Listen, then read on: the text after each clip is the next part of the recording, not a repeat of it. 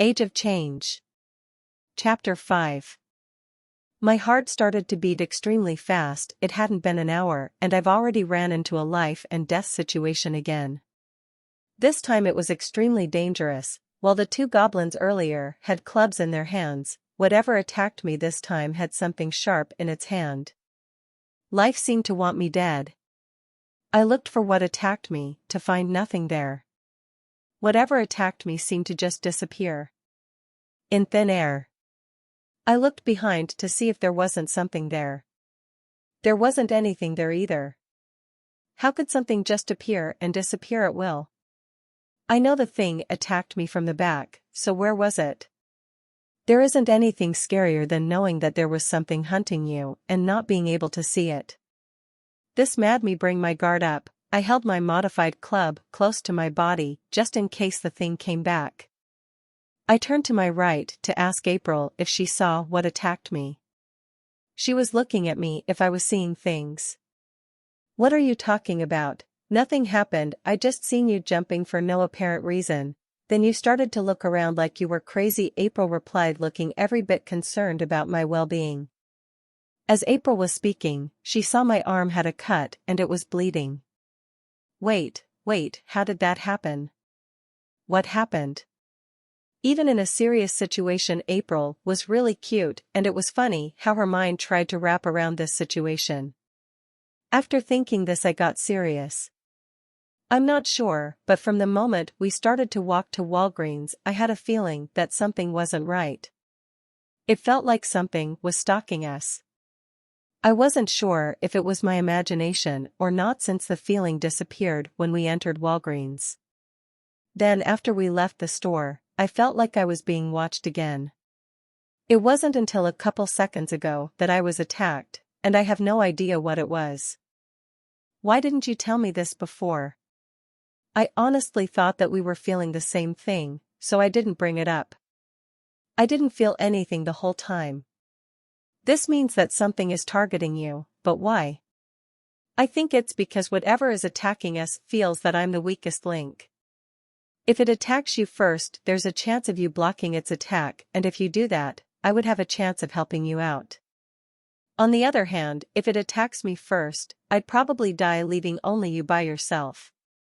Coming to this conclusion, we both went quiet for a while until I thought of an idea. Since the thing's attacking me, I should play the bait while you somehow injure it. You shouldn't be playing with your life like that. You don't know if I'll be able to react on time or if you would be able to escape the next attack unscathed.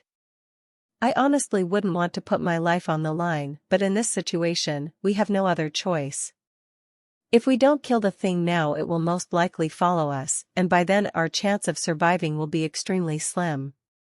If we take care of it now, all our troubles for now will disappear, and I honestly don't want anything attacking me in my sleep.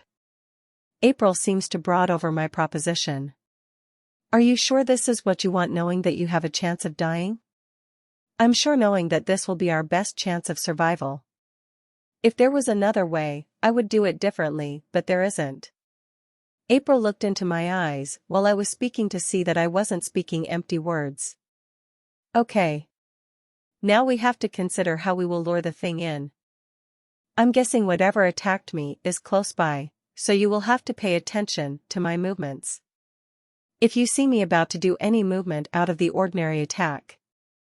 I guess that should work, replied April after thinking it through. After finalizing a couple more details with April, we were finally ready to implement the plan. We resumed walking back to the apartment.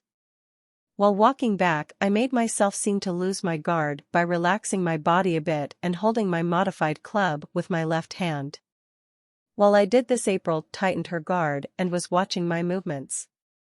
To sell the idea that we weren't aware of our impending doom, we pretended to carry out a conversation. Everything seems to go as planned. The ominous feeling came back, and I started to feel like I was being watched again. I told April the thing that attacked me was back. April pretended like nothing had happened but was secretly getting ready to attack. 30 seconds went by with nothing happening until the voice in my head came back. It told me to move or I'm dead.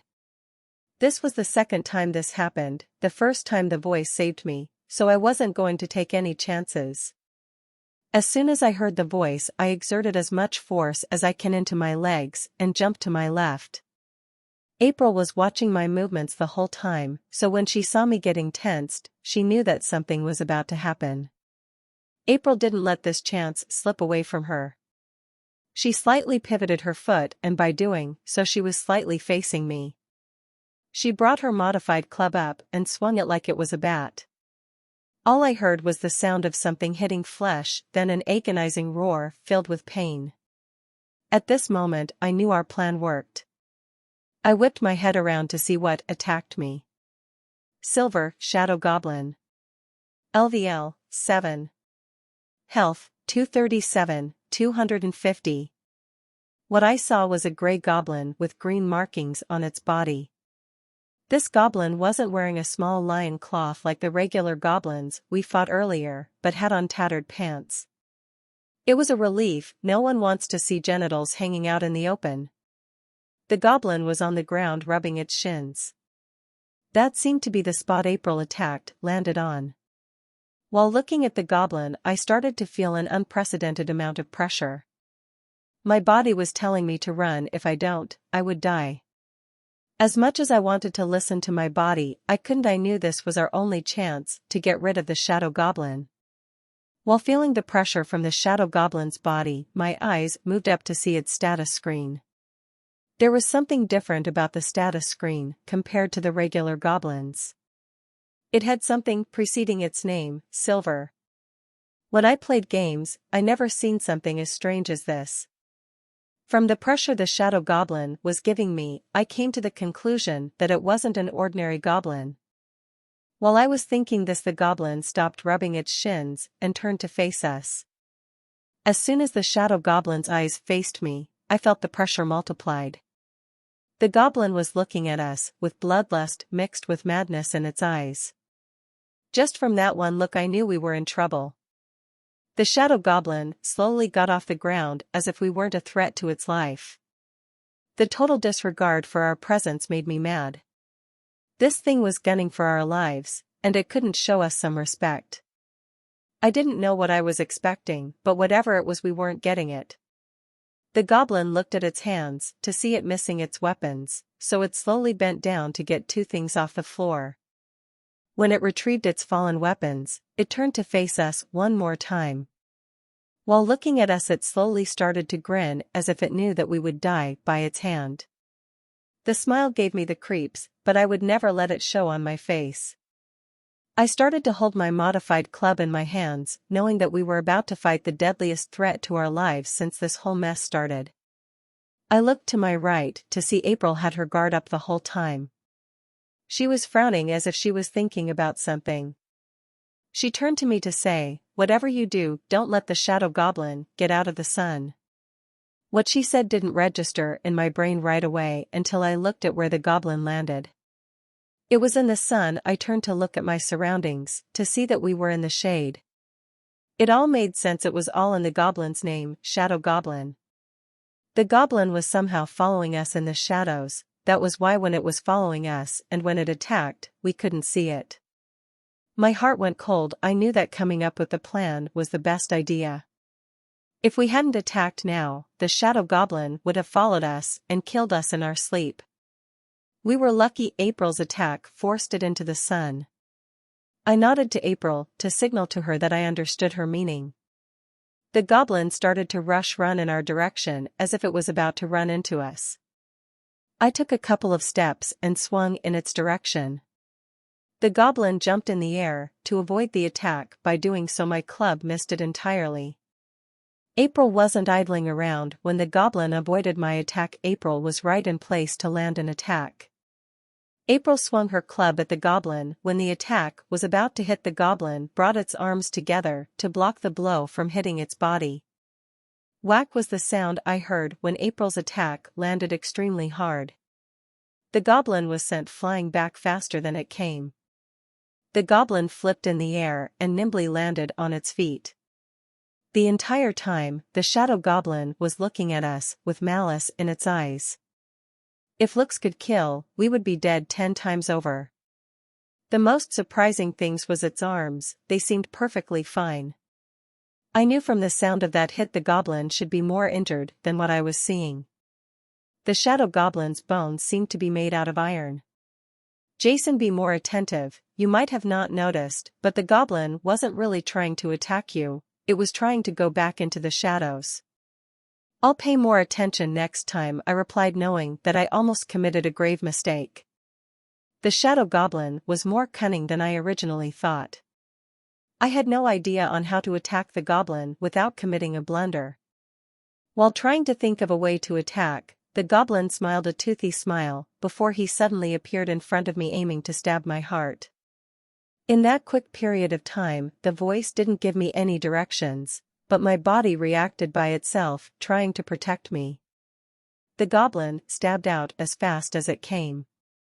The dagger in its hand stabbed into my chest bone, but before the dagger could go any further, my body counterattacked by dropping the club in my hands and delivering a right cross to the goblin's temple. When my attack landed, the dagger didn't go any further into my chest, but with my horrible luck, the hit to the temple made the goblin's dagger slice through the left side of my chest. The cut wasn't deep, but when my brain registered the pain, I almost fell over. This was the worst pain I felt in my life. When blood started to come out of the cut, I knew that if we didn't end this fight quickly, I would be in deep trouble. While sweat started to trickle down the side of my face, the goblin was slightly stunned from the blow. I wasn't going to let this chance slip by my hands. I had no weapons in my hands, and the goblin was too close for a kick to be effective.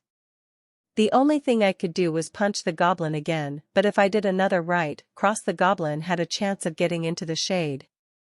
The only other punches that came to mind was an uppercut and a jab. The goblin was starting to wake up from its stunned state, but I wasn't going to let it go. I punched out with an extremely fast uppercut to the jaw, followed by a quick jab to the goblin's nose. Thanks for watching. If you like the content, like and subscribe.